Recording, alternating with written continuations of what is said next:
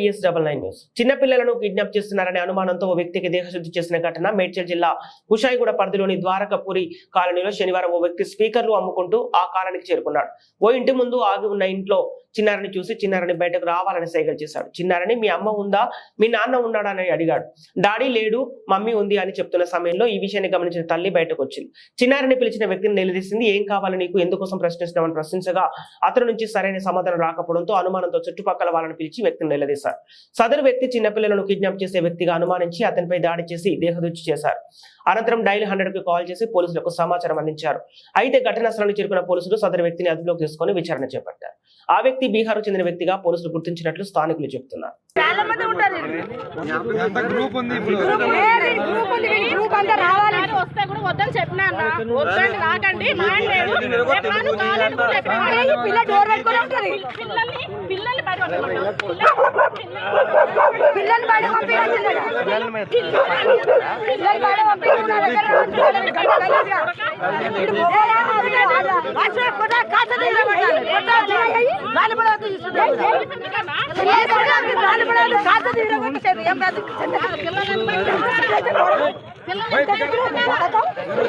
ఒక ఆడవాళ్ళు ఏమన్నా ఎవరు నీకు అక్క చెల్లెలేదా, నీకు అక్క చెల్లెలేదా, హైదరాబాద్ లేకర్నా నీకు అక్క చెల్లెలేదా, ఏం కాదు